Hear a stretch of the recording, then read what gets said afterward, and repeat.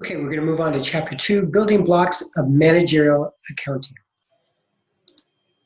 There's going to be 5 sections here. Distinguish among service, merchandising, and manufacturing companies. Describe the value chain and its elements. Distinguish between direct and indirect costs. Identify product costs and period costs. Prepare the financial statements for service, merchandising, and manufacturing companies. There's 2 more here. Describe costs that are relevant and irrelevant for decision making.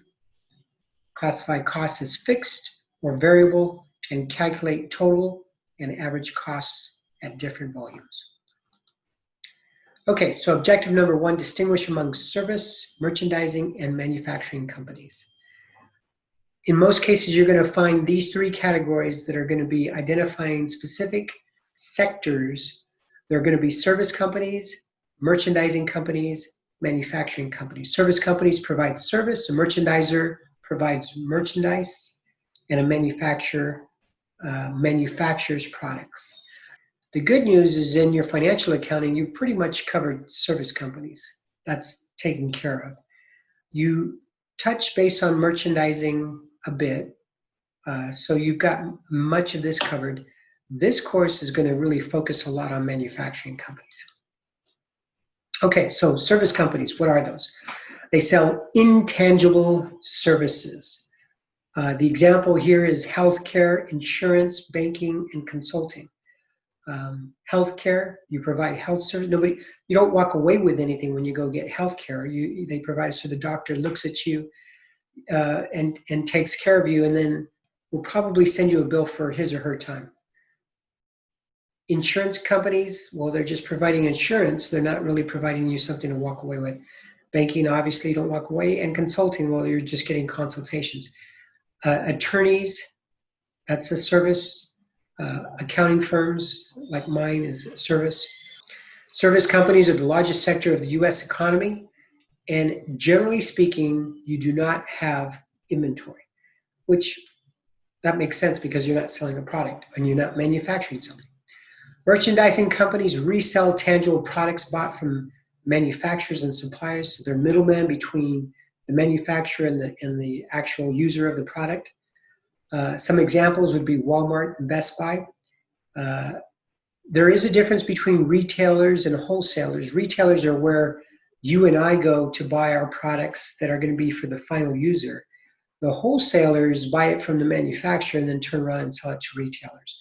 So they're another middleman associated with the go-betweens. You have the manufacturer, you're going to have a wholesaler, and then the wholesaler sells it, in many cases, sells it to the retailers, and then the retailer sells it to the final user.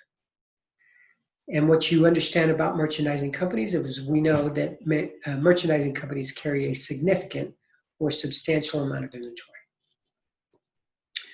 Now, manufacturing companies use labor, plant, and equipment to convert raw materials into finished products. The example I can give you is when I worked for Bo Smith in Exeter, we manufactured irrigation equipment. We took raw materials, really plastic resins, and put them either through an injection molding machine or an extruder to create tubing.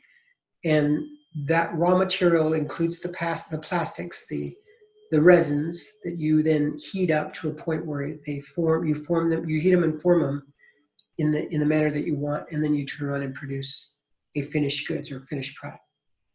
The example given here by the textbook is Toyota. They buy raw materials including tires, parts.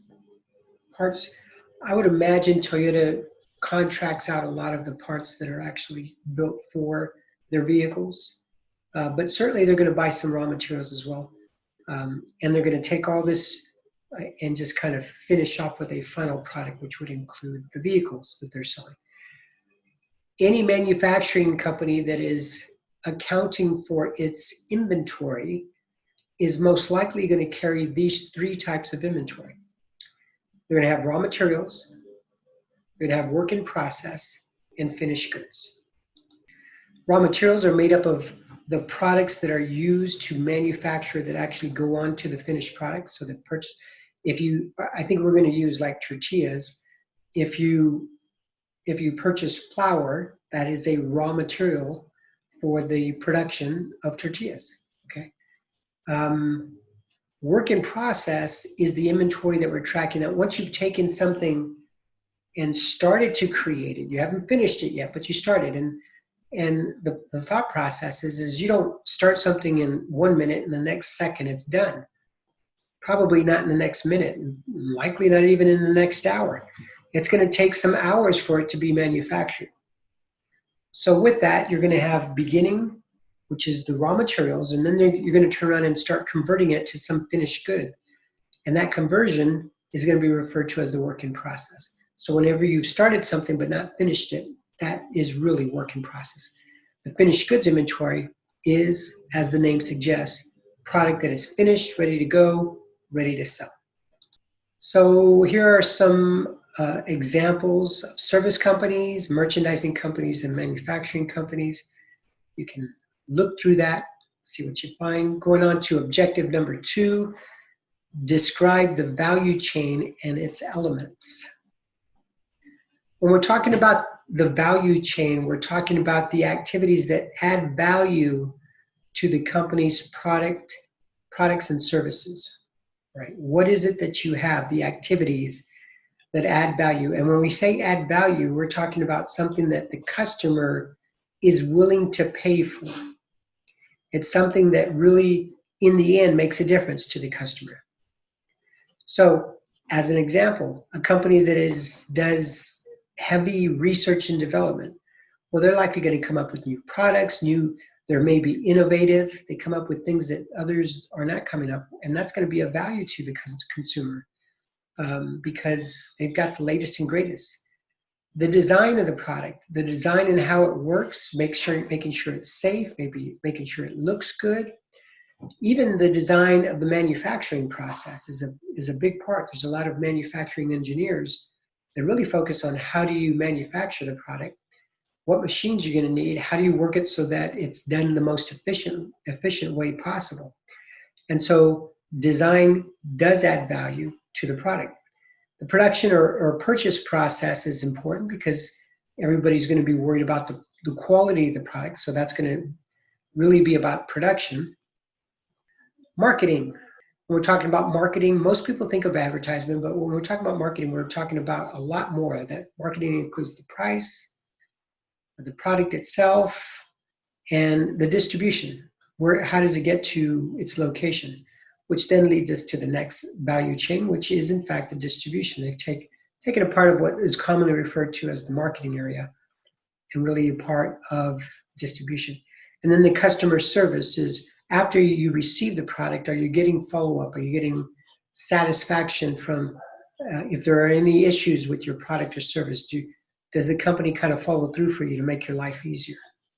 All these activities are considered to be value chain or value added activities. The elements of the value chains really is kind of described in the next 2 slides. I kind of went through them as well.